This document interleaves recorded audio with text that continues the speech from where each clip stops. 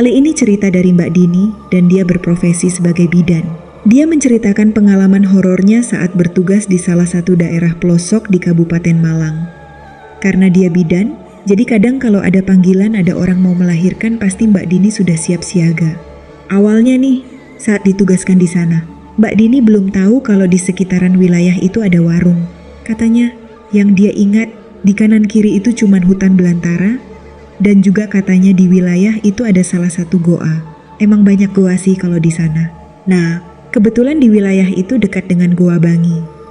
Suatu ketika ada jadwal melihat orang sakit di salah satu desa yang kebetulan lewat wilayah itu. Nah, Mbak Dini ini melihat ada sebuah warung yang dia sendiri heran. Kok bisa ada warung di tengah gelapnya hutan begini? Mbak Dini ini sudah mulai ngebatin.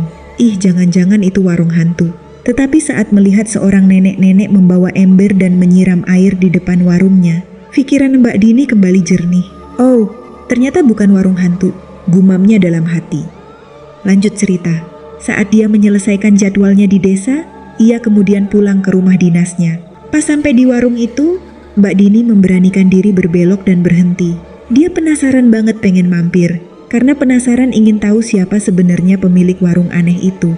Ternyata pas dia belok, dia melihat ada ibu-ibu bawa piring keluar dari warung. Ibu itu terlihat membuang sisa nasi yang ada di piring.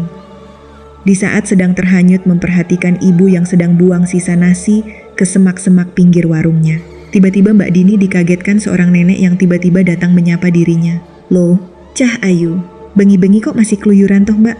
Ucap nenek itu.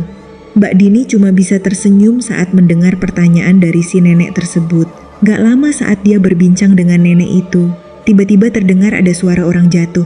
Spontan Mbak Dini langsung menoleh dan ternyata benar. Ada bapak-bapak yang jatuh dari sepedanya pas di depan warung tersebut. Dengan cepat Mbak Dini langsung nolongin si bapak itu. Saat Mbak Dini tiba di TKP, dia kaget karena tangan bapak itu sangat gemeter. Apa mungkin karena saking kagetnya, bapak ini sampai terjatuh ya? Ucap Mbak Dini dalam hati. Lanjut Mbak Dini bertanya, apa ada yang sakit Pak? Tapi anehnya bapak itu hanya berkata singkat dan membuat Mbak Dini terkejut dan juga bingung. Pulang nak, jangan di sini lama-lama. Mbak Dini yang mendengar itu cuma bisa diam. Dia menoleh ke warung itu dan di sana masih ada Mbok Ra yang melihat lurus ke arahnya. Dengan cepat, Mbak Dini kembali ke warung Mbok Era dan kemudian berpamitan untuk pulang. Mumpun, kulo pamit riyen embo. Ajenge tenggriane ibu bapak.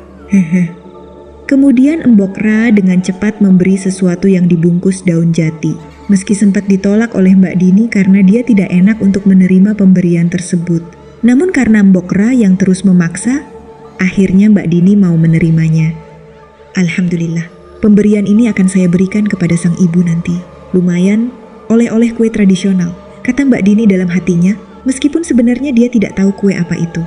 Lanjut cerita. Mbak Dini kini pergi meninggalkan Mbok Ra dan warungnya. Saat di tengah jalan, Mbak Dini merasa gak enak. Di bagian pundaknya, tiba-tiba terasa berat. Namun hal itu dia tahan sampai di rumah dinasnya. Sesampainya di rumah dinas, dia mengambil barang yang hendak dia bawa ke kota. Tiba-tiba terdengar suara langkah kaki yang masuk ke dalam rumahnya.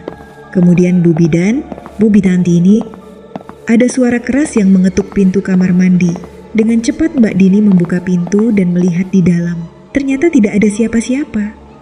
Kemudian dia lanjut menuju ruang tengah. Saat melewati kamar, dia melihat ada sosok tinggi hitam besar sedang duduk di atas kasurnya. Dengan cepat dia kembali ke kamar untuk memastikan. Setelah sampai di kamar, ternyata nggak ada apa-apa. Karena dia panik dan juga takut, dia dengan cepat mengambil kunci kendaraan, kemudian segera pergi ke rumah bapak ibunya. Singkat cerita, setiap selesai tugasnya sebagai bidan, Mbak Dini selalu mampir di warung Mbok Ra. Dan saat pamit pulang, dia selalu diberi sesuatu yang dibungkus dengan daun jati. Karena penasaran saat diberi bingkisan terakhir, Mbak Dini hendak membukanya di jalan. Karena sebelum-sebelumnya bingkisan yang diberi Mbok Ra ditolak oleh sang ibu. Akhirnya, karena merasa tidak enak dengan Mbok Ra, makanan yang diberinya rencananya akan dimakan sendiri oleh Mbak Dini. Saat itu, dia membuka bingkisan tersebut di salah satu rumah pasiennya. Pak Kardi namanya. Awalnya Pak Kardi memperhatikan Mbak Dini yang membawa bungkusan sesuatu dari daun jati. Dengan berani Pak Kardi bertanya, "Mbak, bawa apa itu?" Mbak Dini langsung menjawab, "Oh, ini makanan, Pak. Dikasih sama Mbok Ra, pemilik warung di sana." Pak Kardi keheranan. "Warung? Warung apa?"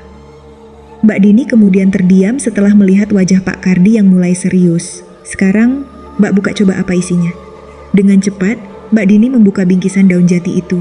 Dan betapa kagetnya sayat dia melihat isinya adalah bunga kamboja yang sudah kering. Pak Kardi hanya bisa bernafas panjang. Kemarin, memang beberapa orang cerita, katanya ada cewek yang sering diam berdiri sendirian di pinggir hutan, kalau dari ciri-ciri yang dicerita orang-orang. Sepertinya sih itu sampean. Ponirin yang pertama melihat sampean malam-malam berdiri ditemani pocong, Mbak.